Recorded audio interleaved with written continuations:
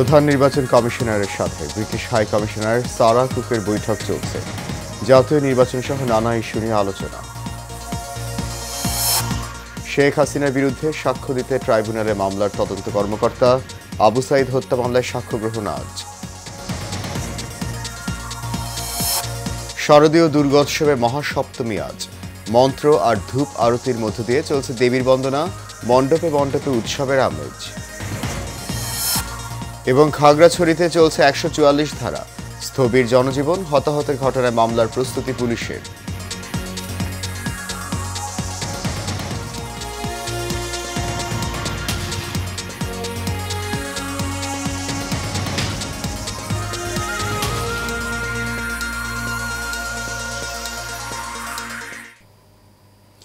সবাইকে স্বাগত জানাচ্ছি এশিয়ান নিউজে। আপনাদের সাথে আছি আমি সৈয়দ মাহিউজ্জামান মুখর। শুনছিলেন বিআরবি কেবল ইন্ডাস্ট্রিজ লিমিটেড সংবাদ শিরোনাম। যাচ্ছি পুরো খবরে। প্রধান নির্বাচন কমিশনার এএমএম নাসির উদ্দিনের সঙ্গে ব্রিটিশ হাই কমিশনার সারা কুকের বৈঠক চলছে। সকাল ১১টায় রাজধানী আগারগাঁওয়ে নির্বাচন কমিশন ভবনে এই বৈঠক শুরু হয়। এর আগে নির্বাচন কমিশন জানিয়েছে, জাতীয় সংসদ নির্বাচন সামনে রেখে কমিশনের প্রস্তুতি, পরিকল্পনা ও রাজনৈতিক বিভিন্ন ইস্যু নিয়ে আলোচনা হওয়ার কথা রয়েছে। এছাড়াও নির্বাচন প্রক্রিয়ার স্বচ্ছতা, নিরাপত্তা ও অংশগ্রহণমূলক পরিবেশ এবং পর্যবেক্ষণের সুযোগ নিয়ে নিজ দেশের অবস্থান তুলে ধরবেন সারা কুক।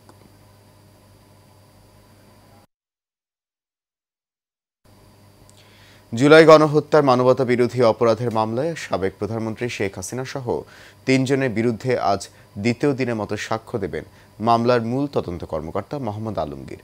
তিনি এই মামলায় ৫৪তম ও শেষ সাক্ষী। এছাড়াও জুলাই গণ অভ্যুত্থানে শিক্ষার্থী আবু সাইদ হত্যার ঘটনায় মানবতা বিরোধী অপরাধের মামলায় বেগম রোকেয়া বিশ্ববিদ্যালয়ের সাবেক ভিসি হাসিবুর রশিদ সহ ৩০ আসামির বিরুদ্ধে ৮ম দিনের সাক্ষ্য গ্রহণ আজ। আন্তর্জাতিক অপরাধ ট্রাইব্যুনাল ২ এর চেয়ারম্যান বিচারপতি নজরুল ইসলাম চৌধুরীর নেতৃত্বাধীন বিচারিক প্যানেলে এই সাক্ষ্য গ্রহণ হবে। এর আগে ২২ সেপ্টেম্বর এই মামলার ৭ম দিনের সাক্ষ্য গ্রহণ ও জেরা শেষ হয়।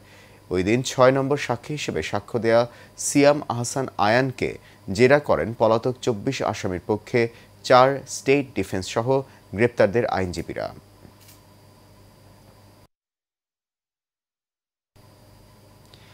চলছে সনাতন ধর্মাবলম্বীদের সবচেয়ে বড় উৎসব দুর্গাপূজা। আজ এই উৎসবের দ্বিতীয় দিনে উদযাপিত হচ্ছে মহাসপ্তমী।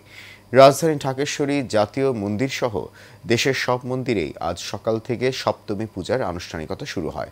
চণ্ডী ও মন্ত্রপাঠের মাধ্যমে পূজা, দেবী দর্শন, দেবীর পায়ে ভক্তদের অঞ্জলি প্রদান, প্রসাদ গ্রহণের মাধ্যমে দিনব্যাপী চলবে এই পূজা। শাস্ত্র অনুযায়ী আজ সকালে নবপত্রিকা স্থাপন করা হয়। মণ্ডপে মণ্ডপে বইছে দুর্গাপূজার আমেজ। আগামীকাল অনুষ্ঠিত হবে মহা অষ্টমী ও কুমারী পূজা। বৃহস্পতিবার প্রতিমা বিসর্জনের মধ্য দিয়ে দুর্গোৎসবের সমাপ্তি ঘটবে।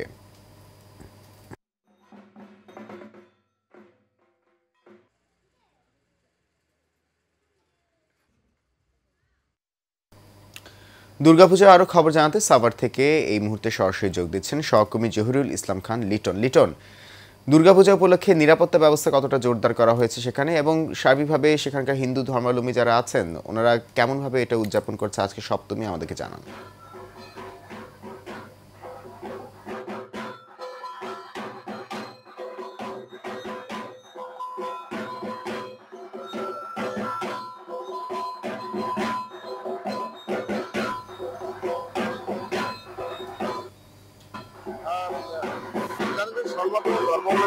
তাদের পাশে তাদের যে ১২ মাসে ১৩টা পার্বণ রয়েছে, সেই পার্বণের দিকে সবচেয়ে বড় যে উৎসব রয়েছে সেটি হলো দুর্গোৎসব। শারদীয় দুর্গোৎসব আজকে কিন্তু সপ্তমী চলছে। আমরা দেখেছি মহা ধুমধামের সঙ্গে কিন্তু এই উৎসব চলতেছে। সকল ভক্তদের এবং যারা অনুসারী সনাতন ধর্মাবলম্বী যারা রয়েছে তারা এসে কিন্তু এই উৎসবের সাথে সকলে কিন্তু শরীক হচ্ছেন। এখানে শুধু সনাতন ধর্মাবলম্বী রয়েছে তারাই নয়, এদের সাথে সংযুক্ত রয়েছে সকল শ্রেণী পেশা এবং সকল ধর্ম বর্ণের মানুষ এসে কিন্তু এখানে এই উৎসবের সাথে শরীক হচ্ছেন এবং সকলেই কিন্তু কথা বলতে চাচ্ছি। এখানে যিনি পূজা উদযাপন কমিটির যিনি সাধারণ সম্পাদক রয়েছে শম্ভু সরকার, তার সাথে কথা বলতে চাচ্ছি। তো আপনাদের যে আজকে সব কিছু চলছে, আমি দেখেছি মহা ধুমধামে আপনাদের যে উৎসবটা চলছে, সেক্ষেত্রে আপনাদের কোনো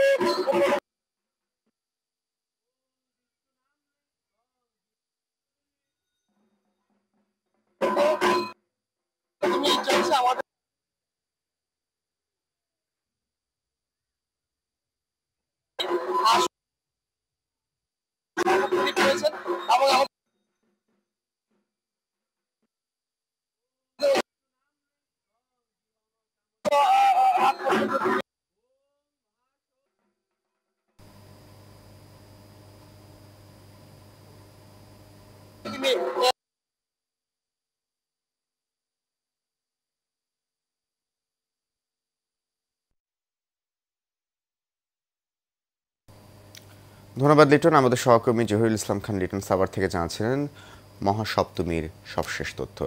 যাচ্ছি পরবর্তী প্রসঙ্গে। খাগড়াছড়ি সদর উপজেলা ও পৌর এলাকায় ১৪৪ ধারা জারি রয়েছে, ফলে স্থবির হয়ে আছে জনজীবন। জেলা শহরের গুরুত্বপূর্ণ স্থানে আইন শৃঙ্খলা বাহিনী মোতায়েন রয়েছে। একই অবস্থা জেলার গুইমারা উপজেলায় সংঘর্ষের ঘটনার পর পরিস্থিতি নিয়ন্ত্রণে রয়েছে। এই ঘটনায় মামলার প্রস্তুতি নিচ্ছে পুলিশ। সীমিত রয়েছে যানবাহন ও মানুষের চলাচল। আইনশৃঙ্খলা বাহিনীর টহলও জোরদার রয়েছে। সেনাবাহিনী ও বিজিবির পাহারায় দূরপাল্লার পরিবহনগুলো একসাথে একটি নির্দিষ্ট সময় পর পর আসা যাওয়া করছে। এদিকে রাতে যুগ্ম ছাত্র জনতার নামে একটি গ্রুপ ফেসবুকে আজ থেকে ৩ পার্বত্য জেলায় অনির্দিষ্টকালের অবরোধের ডাক দিয়েছে। এর আগে রোববার ১৪৪ ধারা ভেঙে খাগড়াছড়িতে বিক্ষোভ সমাবেশ ও সংঘর্ষ হয়।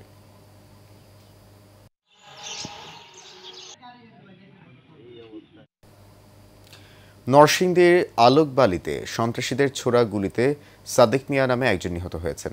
এতে দুই পক্ষের আরও অন্তত ১০ জন আহত হয়। সকালে এই ঘটনা ঘটে। নিহত সাদেক মিয়া আলোকবালি ইউনিয়নের মুরাদনগর গ্রামের রূপ মিয়ার ছেলে এবং ইউনিয়ন যুবদলের যুগ্ম আহ্বায়ক ছিলেন। নরসিংদীর অতিরিক্ত পুলিশ সুপার কলিমুল্লাহ বিষয়টি নিশ্চিত করেছেন। স্থানীয়রা জানায়, বেশ কয়েকদিন ধরেই সদর উপজেলার চরাঞ্চল আলোকবালিতে আধিপত্য বিস্তারকে কেন্দ্র করে দুটি পক্ষের মধ্যে উত্তেজনা বিরাজ করছিল। এর প্রেক্ষিতে দফায় দফায় সংঘর্ষের ঘটনা ঘটে। এরই রেশ ধরে সকালে পুনরায় দুপক্ষের মধ্যে সংঘর্ষের ঘটনায় একজন নিহতসহ আরও বেশ কয়েকজন আহত হয়।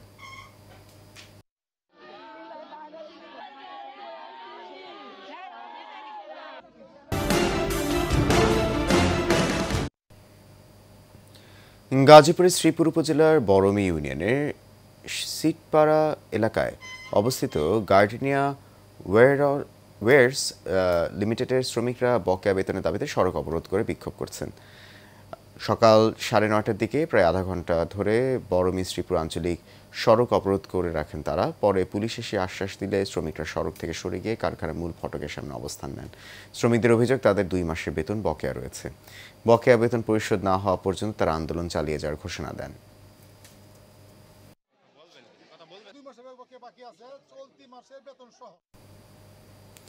জামালপুরে দেওয়ানগঞ্জ পোল্লাকান্দি মধ্যপাড়া এলাকার ব্রহ্মপুত্র নদী ভাঙন প্রতিরোধে মানববন্ধন কর্মসূচি পালিত হয়েছে।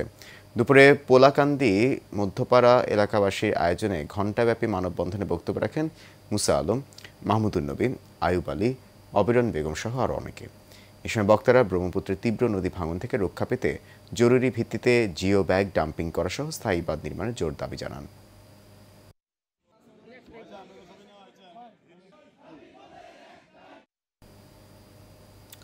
পাবনার বেড়ায় ফুটবল টুর্নামেন্টের খেলায় হেরে গিয়ে বিপক্ষ দলের ওপর হামলার অভিযোগ উঠেছে।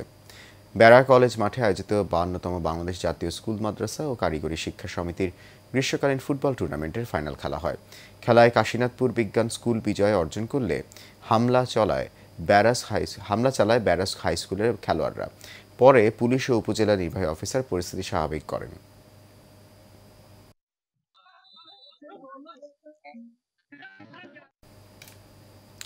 চট্টগ্রাম বন্দর জাতীয়তাবাদী দলের উদ্যোগে বন্দর ইনস্টিটিউটের এক রিপাবলিক ক্লাবের নবনির্বাচিত পরিষদের সংবর্ধনা অনুষ্ঠান হয়েছে।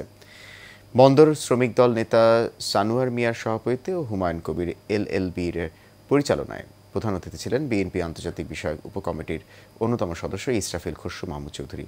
প্রধান বক্তা ছিলেন শ্রমিক দলের সাবেক সিবিএ প্রচার ও প্রকাশনা সম্পাদক হুমায়ুন কবির। সভায় আরও বক্তব্য রাখেন সেলিম উদ্দিন শাহিন, শাহাবুদ্দিন সাবু সহ অন্যরা।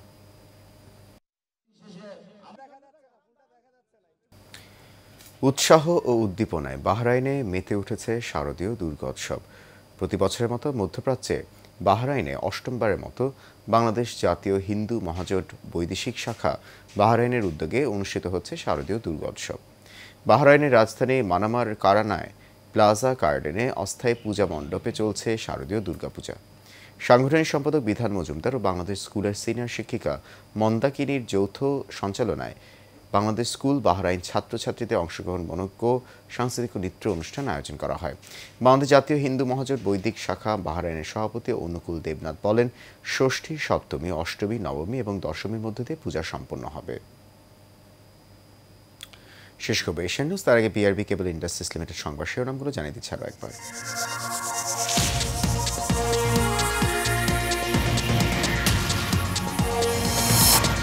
প্রধান নির্বাচন কমিশনারের সাথে ব্রিটিশ হাই কমিশনার সারা কুকের বৈঠক চলছে।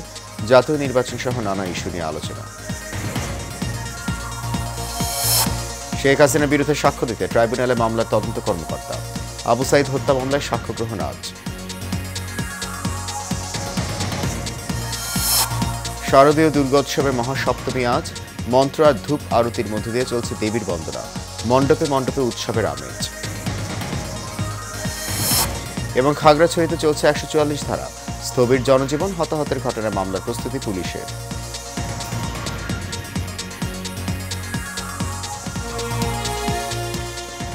এশিয়ান নিউজ এ পর্যন্ত। আমাদের পরবর্তী সংবাদ দেখার আমন্ত্রণ রইল। এখন সঙ্গে থাকার জন্য অনেক ধন্যবাদ সবাইকে।